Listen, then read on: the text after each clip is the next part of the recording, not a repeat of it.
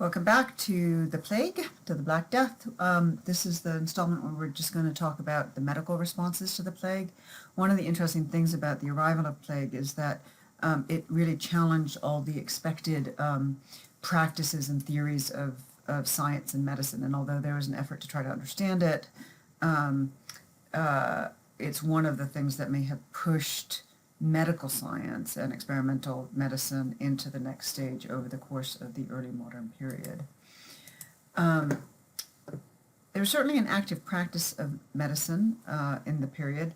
Doctors range from university-trained physicians to the practical surgeons. They're famously grouped with the Guild of Barbers, and you can think about the razor that was used in both practices. Midwives, of course, and folk doctors that emerged from the local community. The most educated of these, and the ones that participated in university learning, were the university-trained doctors who had been practiced in Latin and fluent in the language from Galen, the language of medicine that they inherited from the 2nd century Roman medical writer, who really was so influential up until the early modern period. And because these were the folks that traded in university culture, and they're the ones that mostly wrote stuff, they constitute the biggest set of sources for our understanding of the medical responses. And they were consulted up and down the line. I asked you to read for this section the response from the University of Paris faculty, the medical faculty from the University of Paris, in a memo to the king trying to explain what was going on. We'll come back to that in a minute. So, how did doctors understand the onset of plague, and then how did they combat it? That's really the issue here. And one should say that while they sought natural causes, and that's mostly what we're going to be talking about, that is, they're looking for a rational, or what we might call secular or environmental causation, rather than the act of God, right? The divine decision. They didn't need to. They were able to reconcile the natural and the divine interpretation in the sense that everything was part of God's plan. The movement of the stars and the earth and the planets were all part of God's plan, and we'll see some evidence of that later. So medical science in the 14th century was rooted in the Galenic view of human health, which was predicated on the 4 humors. And the idea was that the macrocosm, right, the natural environment, related to, was both metaphorically and causally to the microcosm, and thus the body. And so a healthy body was defined by the balance of the 4 humors. The healthy macrocosm was another type of balance. We'll get to that in a minute. And the imbalance, illness in the body, was caused by that imbalance which created illness was caused by or related to an imbalance in the universe. Just take a minute here and look at what this was. So the macrocosm was the stars in the universe and the earth, and was made up of 4 elements: earth, water, air, and fire. And it had it was causally related to the 4 humors of the body: black bile, phlegm, blood, and yellow bile. And in the chart you can see that each of these is associated with a quality, and that itself suggested or dictated basically personality, temperaments. Because of the correspondence between the secular sphere, right, earth, air, water, fire, a disbalance in the earthly environment could lead to a disbalance in the body and thus create illness. And it would affect some in different ways depending on their internal makeup. This led to the theory of illness, the miasma theory of illness, which was what was believed to cause plague, which was that there was a corruption or a kind of poisoning of the air, or sometimes the water, which would then in turn throw off the balance of the humors in the body and cause illness. And this was useful because the plague seemed to be so everywhere, right? Air could seep into the house, it couldn't be kept out, and it seemed to help explain, or it was in consort with it, the seeming sort of ferocity and indiscriminacy of the disease, and in a way that seemed hard to combat. So the physicians looked to the causes of plague, and so they looked to these environmental changes. But it's clear that they did not need philosophically or intellectually to separate that physical environment, those secular causes, from the religious interpretation that we spoke about last time. And here I'm just going to go back again to Gabriel de Musis's account, and in imagining God's speech, right, he talks about the judgment that he's pronouncing upon mankind, the death that he is raining down in anticipation of the last judgment. And he says, I've highlighted it here, that he is instituting dissensions, disasters, plagues, robberies. Next, at my command, let the planets poison the air and corrupt the whole earth, right? And so the poisonization that came from what we'll see as sort of a series of understandings of astrological movements was ultimately in consort with the religious interpretation. Okay, so let us just talk a bit about the representative report from the medical faculty at Paris.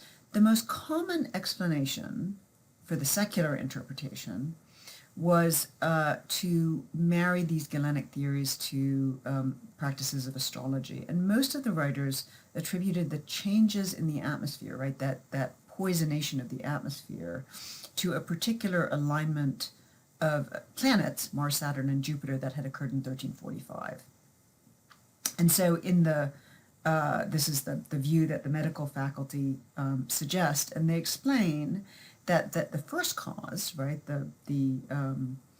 the principal motivation, or the thing that began the cycle of poisonation of miasma, was the alignment of the planets, and then that in turn caused the corruption of the water and the air, which when breathed cause plague. So they also said that plague was most harmful, or people whose bodily humors were, let's go back to that, hot and moist. So people that were sanguine, that had an excess of blood, were most susceptible to catching plague. Paris doctors, and a number of them, there's a lot of plague treaties that are written after 47, 48. The doctor to the Pope wrote one. You see a number of scientific writings with different versions of the same diagnosis and advice. But you can see the Paris doctors offered a series of prescriptions for health and how to ward off plague. So they included fumigation, right? They tell you what kind of wood to burn in order to combat the poisoned air. They suggested that you should avoid vigorous exercise, quote, because such exercise causes much air, which is foul and poisonous, to be drawn into the heart. You can see the worry was that you were just taking in more of this poison. You weren't supposed to overeat. You should try to consume vinegar, sorrel, orange, and lemon juice, and any other acidic foods. The medical authorities said that, quote, clear fresh wine is better than sweet wine, because wine that contains sweetness putrefies more easily and has a greater tendency to turn into bile. He said you should sleep a lot, you should abstain from sex, and you shouldn't bathe too much. And again, here the worry was that the water was poisoned. And above all, because of course, if you were hot and moist, you had an excess of blood, you could be purged through bleeding. Let's see, I have a picture of that, right? They were cognizant. The practice of bleeding, purging through blood, was a common practice in the Middle Ages in order to rebalance the humors, but the doctors were cognizant that you couldn't overbleed.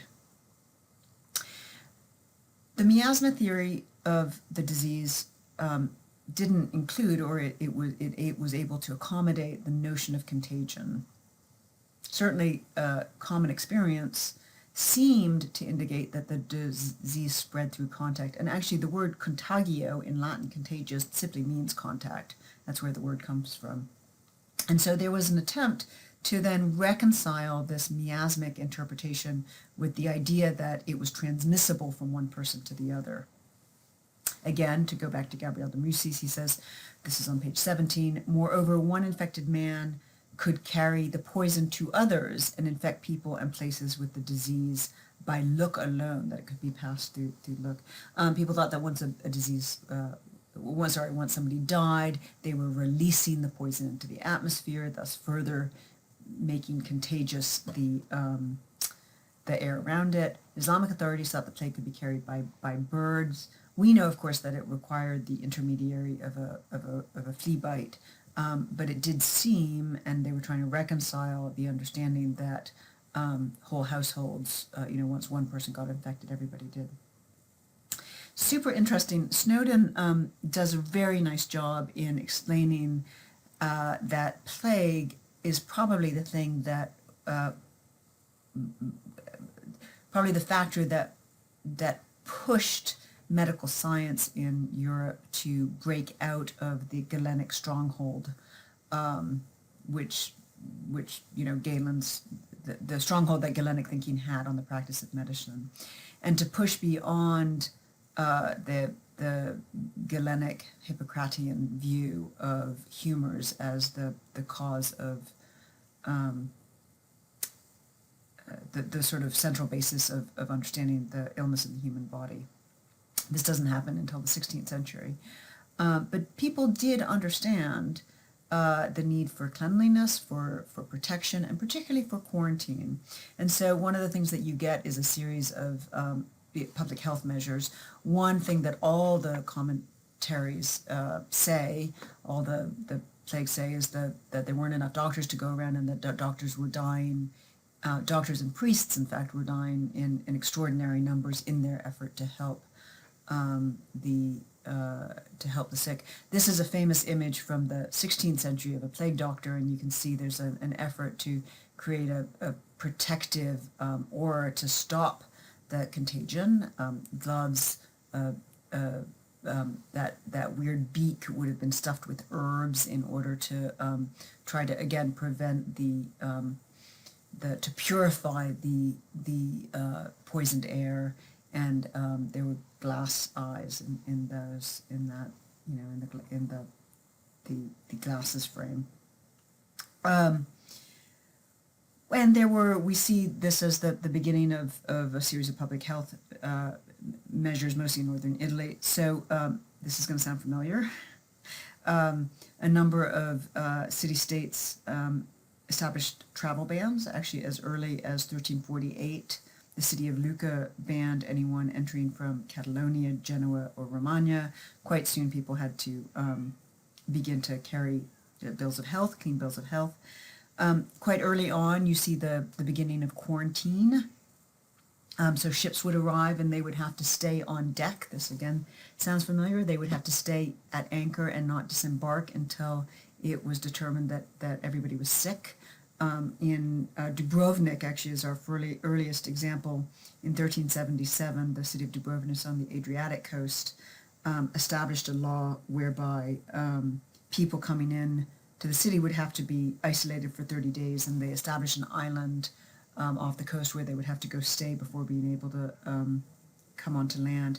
The second example we have is actually where we get the name quarantine. This is Marseille in 1383, and they chose the period of 40 days. Quaranta, that's where we get the word quarantine. Quaranta is a 40-day period. It has some sort of biblical resonances. Why 40 days? And a series of coastal cities that had a lot of maritime activity continued, adopted the practice pretty early on. In Germany, just some other examples, in Germany, any linens or textiles had to actually be set aside for a full year before they could be sold once they entered the city, although I like this, and it's, again, I mean, the idea was that textiles could absorb and keep the air, but of course they could also absorb and keep fleas. But anything that was smooth and hard, so like wood products, only had to be quarantined for two weeks. And so you begin to see this idea of cleanliness and protection, obviously aided by cities that had city walls, and this develops quite actively in the course of the 15th and 16th century as states develop and the state apparatuses and the structures of bureaucracy could manage to implement and enforce them. This is a watershed both in terms of the development of medical science in the 16th and 17th century as they pushed beyond Galenic frameworks for medicine and also for the notions of institution and trying to enforce public health. Okay, good. Next up is art and culture.